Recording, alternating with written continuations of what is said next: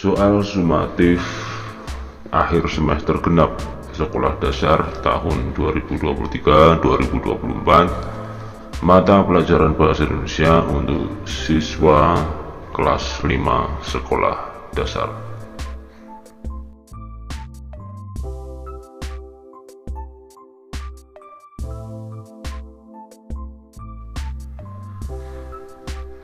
Bismillahirrahmanirrahim. Assalamualaikum warahmatullahi wabarakatuh. Selamat berjumpa kembali teman-teman di channel Rifan Fajrin, belajar dan berbagi bersama. Soal pilihan ganda, berilah tanda silang pada huruf A, B, C atau D ya sebagai jawaban yang tepat pada lembar jawab yang tersedia. Nah, kita akan kerjakan langsung di lembar soal ini ya. Bacalah penggalan teks berikut untuk mengerjakan soal nomor 1 sampai nomor 3. Indonesia mempunyai dua musim, yaitu musim kemarau dan musim hujan.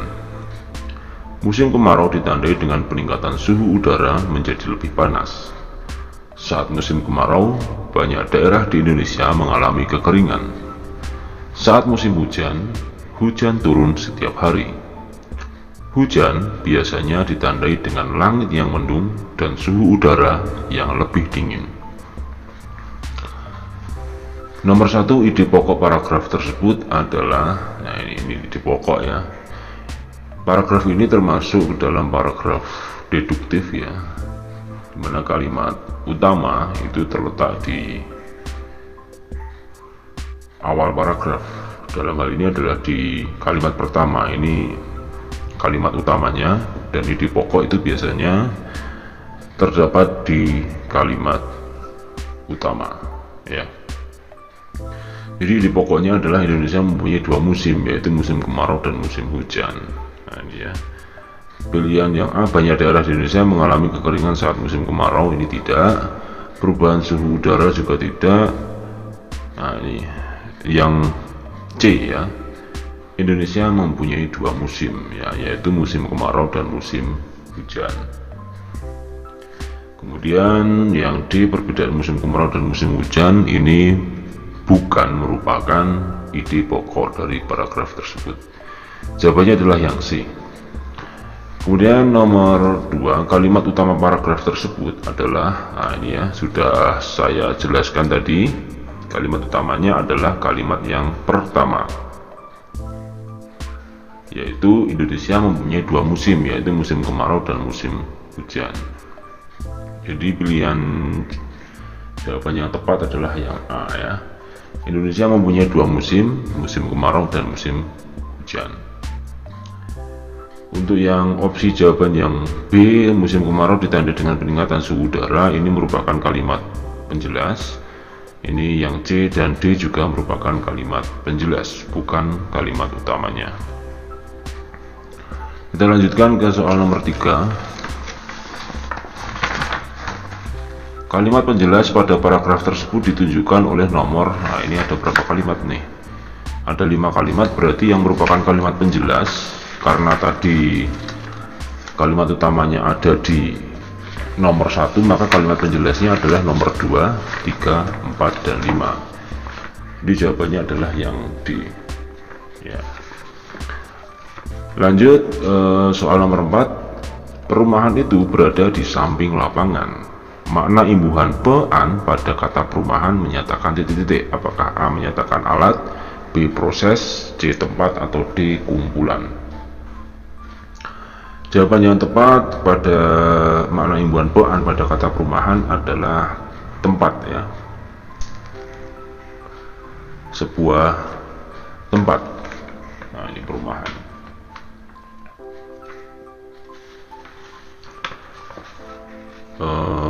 Kemudian soal yang nomor 5, nilai Dini tertinggi di kelasnya. Makna awalan ter pada kata bercetak tebal, berarti pada kata tertinggi ya. Makna awalan ter, nah ini tertinggi itu apakah A tindakan yang tidak disengaja, B subjek atau pelaku, C keadaan yang tiba-tiba terjadi, atau D paling ya. Makna awalan ter pada kata tertinggi itu menyatakan paling ya, artinya adalah paling tinggi. Jadi di dalam kalimat ini nilai Dini adalah paling tinggi ya. Nilai Dini itu paling tinggi di kelasnya. Nah ini. Kemudian untuk soal nomor 6, perhatikan pernyataan-pernyataan berikut. 1. Menggunakan kata-kata yang sopan. 2. Tidak berdasarkan fakta. 3. Menggunakan kata-kata yang sulit dipahami. 4. Bersifat subjektif. Atau 5. Berdasarkan fakta atau keadaan sebenarnya. Oke, ciri-ciri kalimat tanggapan yang baik ditunjukkan oleh nomor titik-titik, apakah A 1 dan 2, B 1 dan 5, C 2 dan 4, D 4 dan 5. Baik, kalimat tanggapan itu menggunakan kata-kata yang sopan ya. Oke, ini. Kemudian tidak berdasarkan fakta. Kemudian menggunakan kata-kata yang sulit dipahami, ini juga salah ya. Kemudian bersifat subjektif, ini tidak ya, harus objektif. Kemudian berdasarkan fakta atau keadaan sebenarnya, nah, ini berarti harus objektif ya tanggapan itu. Jadi untuk ciri-ciri kalimat tanggapan yang baik adalah nomor 1 dan 5. Nah, jadi jawabannya adalah yang B 1 dan 5.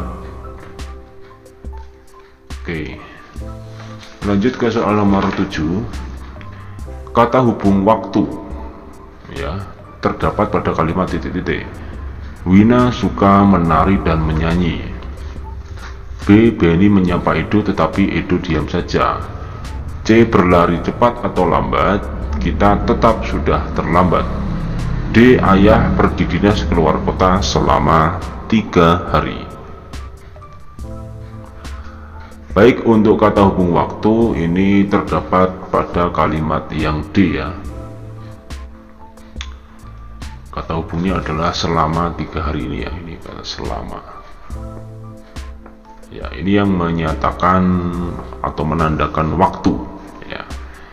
Kemudian nomor 8, sikap yang harus dihindari saat berpidato adalah titik-titik. Ini harus dihindari ya. Kita harus menghindari gugup ya, ini jawabannya yang tepat ya.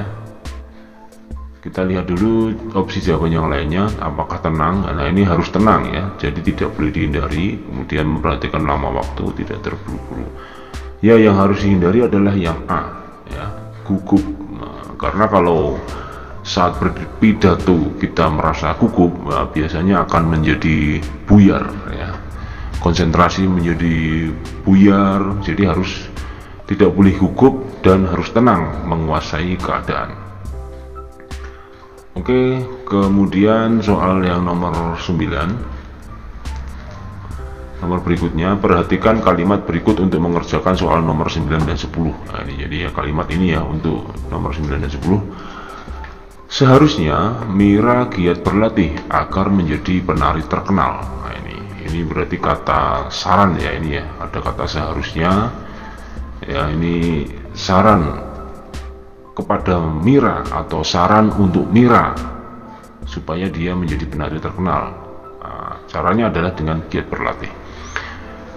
Kita baca nomor 9, kata agar pada kalimat tersebut termasuk kata hubung titik-titik. Apakah A. tujuan, B. pilihan, C. syarat, atau D. pertentangan. Nah, ini agar ini tujuan ya, tujuannya adalah supaya Mira berhasil menjadi penari yang terkenal gitu. Kemudian nomor 10, kalimat tersebut termasuk kalimat, nah ini tadi sudah saya jelaskan, nomor 10 ini merupakan kalimat saran ya. 10 adalah A jawabannya. Kita lanjutkan ke soal berikutnya, nomor 11. Ini sudah 9 menit ya.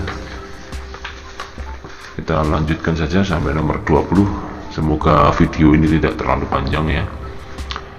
Benny suka menulis titik-titik, Mira suka membaca. Kata hubung yang tepat untuk melengkapi titik-titik tersebut adalah titik-titik. Apakah A sedangkan, B melainkan, C biarpun, atau D kecuali. Nah, ini yang tepat adalah sedangkan ya. Benny suka menulis sedangkan Mira suka membaca. Oke. Kemudian nomor 12, bacalah penggalan naskah pidato berikut ini. Assalamualaikum warahmatullahi wabarakatuh. Bapak Kepala Sekolah yang saya hormati, Bapak dan Ibu Guru yang saya hormati dan teman-teman, serta adik-adik kelas yang saya sayangi. Penggalan naskah pidato tersebut adalah bagian dari, ini tentu saja adalah bagian dari salam pembuka ya. Ini ada salam kemudian menyapa audiens ya, dimulai dari menyapa kepala sekolah, bapak dan ibu guru serta teman-teman. Jadi ini pidato ini disampaikan oleh perwakilan murid ya, ini salam pembuka. Oke. Kemudian lanjut ke nomor berikutnya, yaitu nomor 13. Pengungkapan pikiran dalam bentuk kata-kata yang disampaikan kepada orang banyak. Nah, ini disebut pidato ya, disampaikan kepada orang banyak. Ini melalui media atau secara lisan ya, disampaikan secara lisan. Nah, ini kalau baru berupa tulisan, namanya bisa jadi adalah sebuah teks pidato. Nah, ini. Kemudian nomor 14, bacalah penggalan teks. Wah, ini kok pidato ini maksudnya ya, pidato berikutnya. Selamat pagi, salam sejahtera bagi kita semuanya. Penggalan teks pidato di atas termasuk ke dalam bagian, ini tentu saja adalah bagian pembuka ya. Doa biasanya terdapat di akhir ya, isi di tengah dan penutup itu termasuk salah satunya adalah doa. Baik, nomor 14 jawabannya adalah yang B, pembuka pidato ya. Kemudian nomor berikutnya, perhatikan pantun berikut untuk mengerjakan soal nomor 14 dan 15. Komedan beli kain ulos, pilih ulos yang banyak gambar. Jadi anak jangan suka bolos, supaya kelak jadi anak pintar. Sampiran pada pantun di atas ditunjukkan oleh nomor. Ini tentu saja sampiran itu adalah pada baris 1 dan 2 ya. Ciri-ciri pantun ya, sampiran itu ada di baris 1 dan 2, sedangkan baris yang ketiga dan 4 itu merupakan isi dari pantun. Ciri-ciri yang lain dari pantun adalah ini ya, sampiran dan isi ini tidak harus berhubungan ya. Jadi sampirannya kemudian beli ulos, kemudian ulosnya banyak gambar, ini tidak ada hubungannya sebenarnya dengan isi. Jadi anak jangan suka bolos, supaya kelak jadi anak pintar ya. Yang perlu dicermati adalah rima atau persajakannya, ini berarti AB-AB ya. Jadi pantun itu persajakannya bisa AB-AB, bisa juga A ya. Kemudian kalau misalnya pantun yang sajaknya adalah A, rimanya A, itu hampir mirip dengan syair ya. Tetapi apa yang membedakan antara pantun dan syair ya? Kalau pantun itu meskipun rimanya adalah A ya, bedanya dengan syair adalah pantun itu baris 1 dan baris 2 merupakan sampiran dan baris 3 dan 4 merupakan isi. Sedangkan syair itu ketika dia bersajak A itu seluruhnya merupakan isi.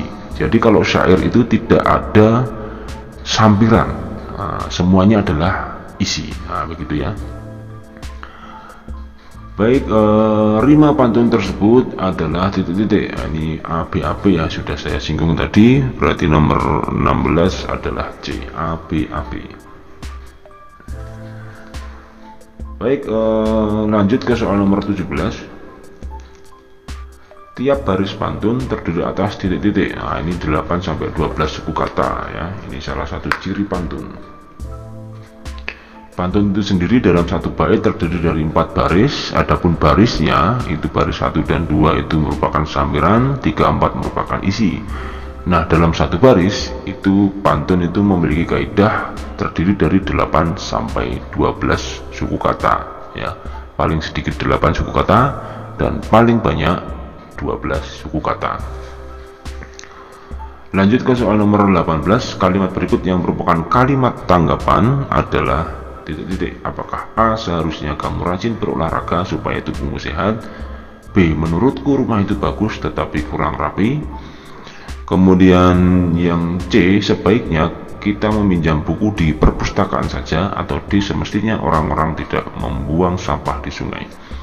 Yang merupakan kalimat tanggapan itu adalah yang B ya. Untuk yang opsi jawaban A, C, dan D ini merupakan kalimat saran ya. Lanjut ke soal nomor 19 ya, 2 soal lagi kita selesai untuk soal pilihan ganda.